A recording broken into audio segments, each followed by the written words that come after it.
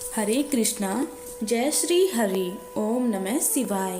प्रिय भक्तजनों, आज बृहस्पतिवार के दिन आप बृहस्पति देव की बड़ी ही दुर्लभ कथा सुनेंगे। इस कथा को सुनने से भक्तों की सभी मनोकामनाएं भगवान बृहस्पति देव की कृपा से पूर्ण हो जाती है। तो आइए बड़े ही श्रद्धा और प्रसन्न चित्त मन से इस कथा को सुनते हैं। भारतवर्ष में एक प्रतापी और दानी राजा राज्य करता था। वह नित्य गरीबों और ब्राह्मणों की सहायता करता था। यह बात उसकी रानी को अच्छी नहीं लगती थी। वह ना ही गरीबों को दान देती, ना ही भगवान का पूजन करती थी और राजा को भी दान देने से मना किया करती थी। एक दिन राजा शिकार खेलने वन को गए हुए थे तो रानी महल में अकेली थी। उसी समय बृहस्पति देव साधु वेश में राजा के महल में भिक्षा लेने के लिए गए और भिक्षा मांगी तो रानी ने भिक्षा देने से इनकार कर दिया और कहा, हे साधु महाराज, मैं तो दान पुण्य से तंग आ गई हूँ। मेरा पति सारा धन लुटाते रहते हैं। मेरी इच्छा है कि हमारा सारा धन नष्ट हो जाए, फिर ना रहेगा बांस, ना बचेगी बांसुरी। साधु ने कहा, देवी तुम तो बड़ी विचित्र हो। धन संतान तो सभी चाहते हैं, पुत्र और लक्ष्मी तो पापी के घर में भी होनी चाहिए। यदि तुम्हारे पास अधिक धन है तो भूखों को भोजन दो, प्यासों के लिए प्याऊ बनवाओ, मुसाफिरों के लिए धर्मशालाएं खुलवाओ। जो निर्धन अपनी कुंवारी कन्याओं का विवाह नहीं कर सकते, उनका विवाह करा दो। ऐसे और कई काम हैं जिनके करने से तुम्हारा यश लोक में परलोक में फैलेगा। परंतु रानी पर उपदेश का कोई प्रभाव नहीं पड़ा। वह बोली, महाराज आप मुझे कुछ ना समझाइए। मैं ऐसा धन नहीं चाहती जो हर जगह बांटती फिरूं। साधु ने उत्तर दिया, यदि तुम्हारी ऐसी इच्छा है तो तथास्तु। तुम ऐसा करना कि बृहस्पतिवार को घर लीप कर पीली मिट्टी से अपना सिर धोकर स्नान करना, बट्टी चढ़ाकर कपड़े धोना। ऐसा करने से आपका सारा धन नष्ट हो जाएगा। इतना कहकर वह साधु महाराज वहाँ से आलोक हो गए। साधु के अनुसार कई बातों को पूरा करते हुए रानी की केवल 3 बृहस्पतिवार ही बीते थे कि उसकी समस्त धन संपत्ति नष्ट हो गई। भोजन के लिए राजा का परिवार तरसने लगा। तब एक दिन राजा ने रानी से बोला कि हे रानी, तुम यहीं रहो, मैं दूसरे देश को जाता हूँ, क्योंकि यहाँ पर सभी लोग मुझे जानते हैं, इसलिए मैं कोई छोटा कार्य नहीं कर सकता। ऐसा कहकर राजा परदेश चला गया। वहाँ वह जंगल से लकड़ी काट कर लाता और शहर में बेचता था। इस तरह वह अपना जीवन व्यतीत करने लगा। इधर राजा के परदेश जाते ही रानी और दासी दुखी रहने लगी। एक बार जब रानी और दासी को 7 दिन तक बिना भोजन के रहना पड़ा तो रानी ने अपनी दासी से कहा, हे दासी, आप ही के नगर में मेरी बहन रहती है, वह बड़ी धनवान है, तो उसके पास जा और कुछ लेकर आ ताकि थोड़ा बहुत गुजार बसर हो सके। रानी दासी के बहन के पास गई। उस दिन गुरुवार था और रानी की बहन उस समय बृहस्पतिवार व्रत की कथा सुन रही थी। दासी ने रानी की बहन को अपनी रानी का संदेश दिया, लेकिन रानी की बड़ी बहन ने कोई उत्तर नहीं दिया। जब दासी को रानी की बहन से कोई उत्तर नहीं मिला तो वह बहुत दुखी हुई और उसे क्रोध भी आया। दासी ने वापस आकर रानी को सारी बात बता दी। सुनकर रानी ने अपने भाग्य को कोसा। उधर रानी की बहन ने सोचा कि मेरी बहन की दासी आई थी, परंतु मैं उससे नहीं बोली, इससे वह बहुत दुखी हुई होगी। कथा सुनकर और पूजन समाप्त करके वह अपनी बहन के घर आ गई और कहने लगी, हे बहन, मैं बृहस्पतिवार का व्रत कर रही थी। तुम्हारी दासी मेरे घर आई थी, परंतु जब तक कथा होती है तब तक ना तो उठते हैं और ना ही बोलते हैं, इसीलिए मैं नहीं बोली। कहो दासी, क्यों गई थी? रानी बोली, बहन तुमसे क्या छिपाऊं, हमारे घर में खाने तक को अनाज नहीं था। ऐसा कहते कहते रानी की आंखें भर आई। उसने दासी समेत पिछले 7 दिनों से भूखे रहने तक की बात अपनी बहन को विस्तार पूर्वक सुना दी। रानी की बहन बोली, देखो बहन, भगवान बृहस्पति सबकी मनोकामना पूर्ण करते हैं। देखो, शायद तुम्हारे घर में अनाज रखा हो। पहले तो रानी को विश्वास नहीं हुआ, पर बहन के आग्रह करने पर उसने अपनी दासी को अंदर भेजा तो उसे सचमुच अनाज से भरा एक घड़ा मिल गया था। यह देखकर दासी को बड़ी हैरानी हुई। दासी रानी से कहने लगी, हे रानी, जब हमको भोजन नहीं मिलता तो हम व्रत ही तो करते हैं, इसीलिए क्यों ना इनके व्रत और कथा की विधि पूछ ली जाए ताकि हम भी व्रत कर सकें। तब रानी ने अपनी बहन से बृहस्पतिवार व्रत के बारे में पूछा। उसकी बहन ने बताया, बृहस्पतिवार के व्रत में चने की दाल और मुनक्का से विष्णु भगवान का केले की जड़ में पूजन करें तथा दीपक जलाएं, व्रत कथा सुने और पीला भोजन ही करें। इससे बृहस्पति देव प्रसन्न होते हैं। और व्रत और पूजन विधि बताकर रानी की बहन अपने घर को लौट गई। 7 दिन के बाद जब गुरुवार आया तो रानी और दासी ने व्रत रखा। गुड़साल में जाकर चना और गुड़ लेकर आई। फिर उससे केले की जड़ तथा विष्णु भगवान का पूजन किया। अब पीला भोजन कहाँ से आए? इस बात को लेकर दोनों बहुत दुखी थी, क्योंकि उन्होंने व्रत रखा था। इसीलिए बृहस्पति देव उनसे प्रसन्न थे। इसीलिए वे एक साधारण व्यक्ति का रूप धारण करके 2 थालों में सुंदर पीला भोजन दासी को दे गए। भोजन पाकर दासी बहुत प्रसन्न हुई और फिर रानी के साथ मिलकर भोजन ग्रहण किया। उसके बाद वे सभी गुरुवार को व्रत और पूजन करने लगी। बृहस्पति भगवान की कृपा से उनके पास फिर से धन संपत्ति आ गई, परंतु रानी फिर से पहले की तरह आलस्य करने लगी। तब दासी बोली, देखो रानी, तुम पहले भी इस प्रकार आलस्य करती थी। तुम्हें धन रखने में कष्ट होता था, इस कारण सभी धन नष्ट हो गया। और जब अब भगवान बृहस्पति की कृपा से धन मिला है तो उन्हें फिर से आलस्य होता है। रानी को समझाते हुए दासी कहती है कि बड़ी मुसीबतों के बाद हमने यह धन पाया है, इसीलिए हमें दान पुण्य करना चाहिए, भूखे मनुष्यों को भोजन कराना चाहिए और धन को शुभ कार्यों में खर्च करना चाहिए, जिससे तुम्हारे कुल का यश बढ़ेगा, स्वर्ग की प्राप्ति होगी और पितृ प्रसन्न होंगे। दासी की बात मानकर रानी अपना धन शुभ कार्यों में खर्च करने लगी, जिससे पूरे नगर में उनका यश फैलने लगा। उधर एक दिन राजा दुखी होकर जंगल में एक पेड़ के नीचे आसन जमाकर बैठ गया। वह अपनी दशा को याद करके व्याकुल होने लगा। बृहस्पतिवार का दिन था। एकाएक उसने देखा कि एक निर्जन वन में एक साधु प्रकट हुए। वह साधु वेश में स्वयं बृहस्पति देवता थे। लकड़हारे के सामने आकर बोले, हे लकड़हारे, इस सुनसान जंगल में तू इतना चिंता मग्न क्यों बैठा है? लकड़हारे ने दोनों हाथ जोड़कर प्रणाम किया और उत्तर दिया, महात्मा जी, आप सब कुछ जानते हैं, मैं क्या कहूँ? यह कहकर रोने लगा और साधु को अपनी आत्मकथा सुनाई। महात्मा जी ने कहा, तुम्हारी स्त्री ने बृहस्पतिवार के दिन बृहस्पति भगवान का निरादर किया है, जिसके कारण रुष्ट होकर उन्होंने तुम्हारी यह दशा कर दी। अब तुम चिंता को दूर करके मेरे कहने पर चलो तो तुम्हारे सब कष्ट दूर हो जाएंगे और भगवान पहले से भी अधिक संपत्ति देंगे।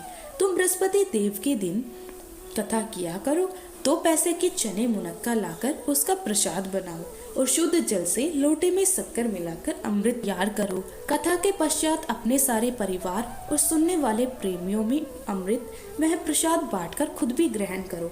ऐसा करने से भगवान तुम्हारी सब मनोकामनाएं पूरी करेंगे। साधु के ऐसे वचन सुनकर लकड़हारा बोला, हे प्रभु, मुझे लकड़ी बेचकर इतना पैसा नहीं मिलता जिससे भोजन के उपरांत कुछ बचा सकूं। मैंने रात्रि में अपनी स्त्री को व्याकुल देखा है। मेरे पास कुछ भी नहीं है जिससे मैं उसकी खबर मंगा सकूं और फिर मैं बृहस्पति देव की क्या कहानी सुनूं। मुझको तो कुछ भी मालूम नहीं है। साधु ने कहा, हे लकड़हारी, तुम किसी बात की चिंता मत करो। बृहस्पतिवार के दिन तुम रोजाना की तरह लकड़ियां लेकर शहर में जाओ। तुमको रोज से दुगना धन प्राप्त होगा, जिससे तुम भली भांति भोजन कर लोगे और बृहस्पति देव की पूजन का सामग्री भी ले आओगे।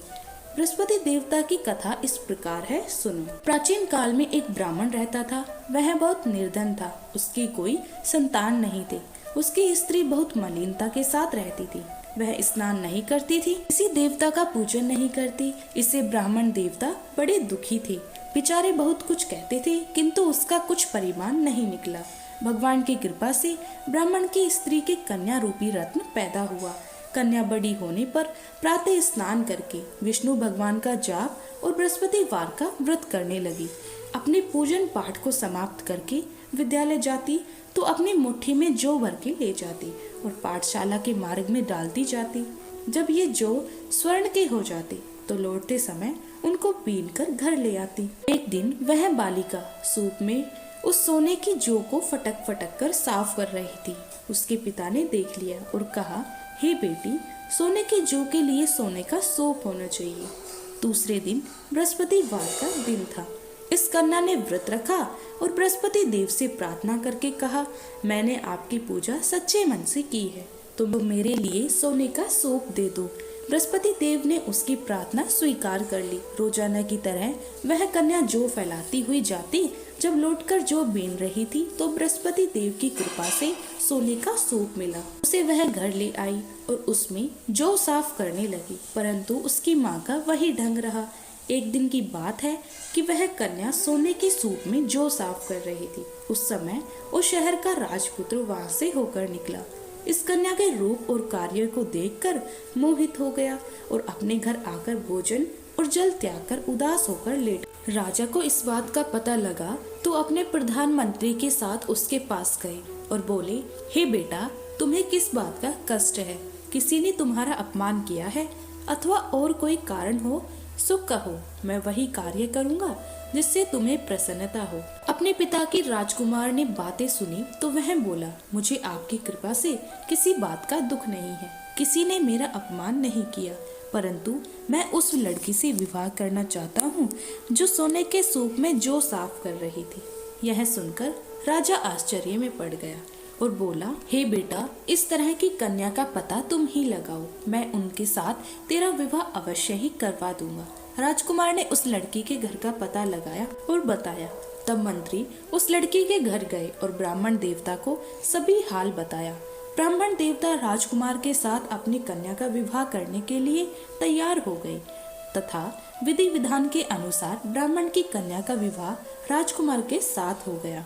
कन्या के घर से जाते ही पहले की भांति उस ब्राह्मण देवता के घर में गरीबी का निवास हो गया। अब भोजन के लिए भी अन्न बड़ी मुश्किल से मिलता था। एक दिन दुखी होकर ब्राह्मण देवता अपनी पुत्री के पास गए। बेटी ने पिता की दुखी अवस्था को देखा और अपनी माँ का हाल पूछा। ब्राह्मण ने भी सभी हाल कहा। कन्या ने बहुत सा धन देकर अपने पिता को विदा कर दिया। इस तरह ब्राह्मण का कुछ समय सुख पूर्वक व्यतीत हुआ। कुछ दिन के बाद फिर वही हाल हो गया।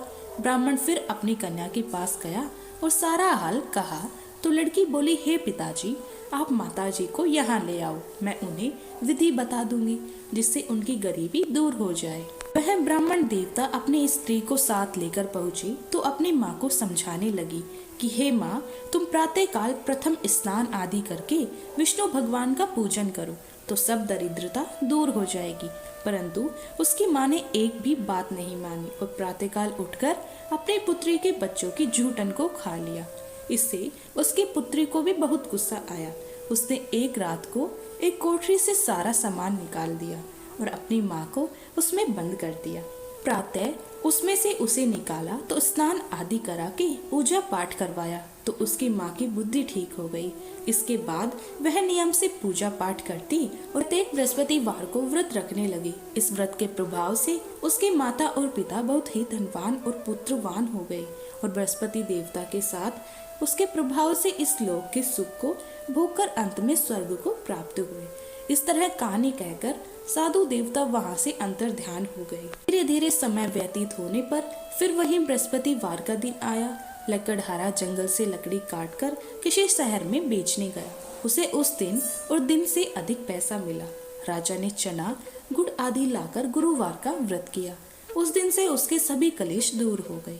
परंतु जब दोबारा गुरुवार का दिन आया तो बृहस्पतिवार का व्रत रखना भूल गया। इस कारण बृहस्पति भगवान नाराज हो गए। उस दिन उस नगर के राजा ने विशाल यज्ञ का आयोजन किया था तथा शहर में यह घोषणा करा दी कि कोई भी मनुष्य अपने घर में भोजन ना बनवाए, ना आग जलाए।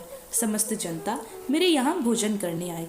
इस आज्ञा को जो ना मानेगा उसे फांसी की सजा दी जाएगी। इस तरह की घोषणा संपूर्ण नगर में करवा दी गई। राजा की आज्ञा के अनुसार शहर के सभी लोग भोजन करने आए, लेकिन लकड़हारा कुछ देर से पहुंचा।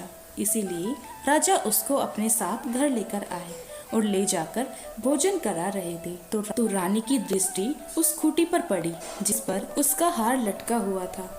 वह वहां पर दिखाई नहीं दिया। रानी ने निश्चय किया कि मेरा हार इस मनुष्य ने चुरा लिया है। उसी समय सिपाहियों को बुलाकर उसको कारागार में डलवा दिया। जब लकड़हारा कारागार में पड़ गया और बहुत दुखी होकर विचार करने लगा कि ना जाने कौन से पूर्व जन्म के कर्म से मुझे यह दुख प्राप्त हुआ है, और उसी साधु को याद करने लगा जो कि जंगल में मिला था।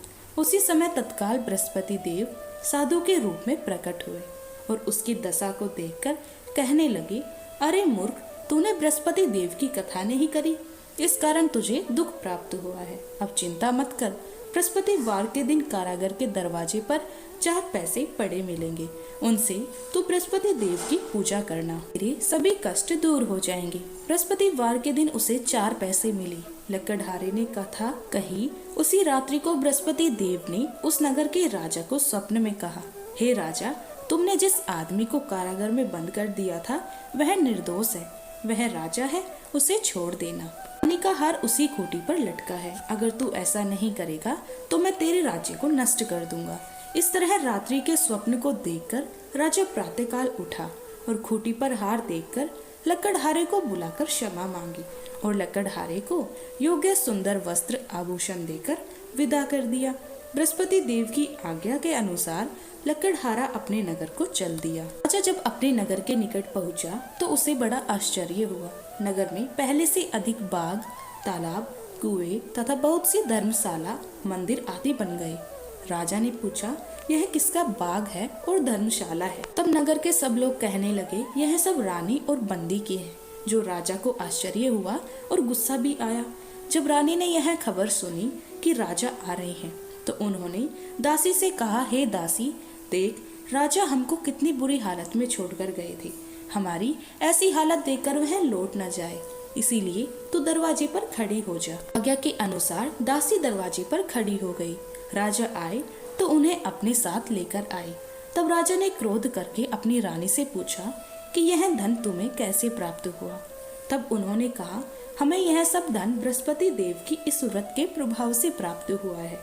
राजा ने निश्चय किया कि 7 रोज बाद से बृहस्पति देव का पूजन करते हैं, परंतु मैं प्रतिदिन दिन में 3 बार कहानी और रोज व्रत किया करूंगा। अब हर समय राजा के दुपट्टे में चने की दाल बंधी रहती और दिन में 3 बार कहानी करती। एक रोज राजा ने विचार किया कि चलो अपनी बहन के घर हो आऊं।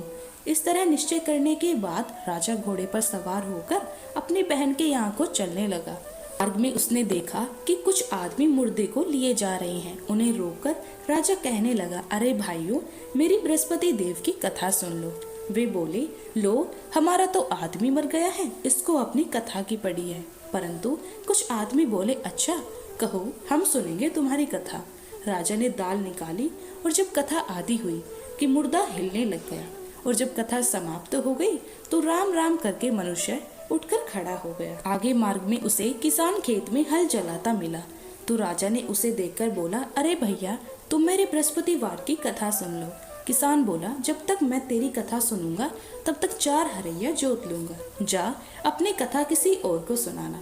इस तरह राजा आगे चलने लगा। राजा के हटते ही बैल पछाड़ खाकर गिर गए और किसान के पेट में बड़ी जोर से दर्द होने लगा। उस समय उसकी माँ रोटी लेकर आई। उसने जब यह देखा तो अपने पुत्र से सब हाल पूछा और बेटी ने सभी हाल कह दिया। तो बुढ़िया दौड़ी दौड़ी उस घुड़सवार के पास गई और उससे बोली कि मैं तेरी कथा सुनूंगी, तू अपनी कथा मेरे खेत पर चलकर ही कहना। राजा ने बुढ़िया के खेत पर जाकर कथा कही, जिसके सुनते ही वह बैल उठ गए और किसान के पेट का दर्द भी बंद हो गया। राजा अपनी बहन के घर पहुंचा। बहन ने भाई की खूब मेहमानी की। दूसरे रोज प्रातःकाल राजा जगा तो वह देखने लगा कि वह सब लोग भोजन कर रहे हैं। राजा ने अपनी बहन से कहा, कोई ऐसा मनुष्य है जिसने भोजन नहीं किया हो? मेरे बृहस्पतिवार की कथा सुन ले। बहन बोली, हे भैया, यह देश ऐसा है, पहले यहाँ लोग भोजन करते हैं, बाद में अन्य काम करते हैं। फिर कोई पड़ोस में हो तो देख आऊं। वह ऐसा कहकर देखने चली गई, परंतु उसे कोई ऐसा व्यक्ति नहीं मिला जिसने भोजन न किया हो। अतः वह एक कुम्हार के घर गई जिसका लड़का बीमार था। उसे मालूम हुआ कि उसने यहाँ 3 रोज तक भोजन नहीं बना। रानी ने अपने भाई की कथा सुनने के लिए कुम्हार से कहा। वह तैयार हो गया। राजा ने जाकर बृहस्पतिवार की कथा कही, जिसको सुनकर उसका लड़का ठीक हो गया। अब तो राजा की प्रशंसा होने लगी। एक रोज राजा ने अपनी बहन से कहा कि हे बहन, हम अपने घर को जाएंगे, तुम भी तैयार हो जाओ।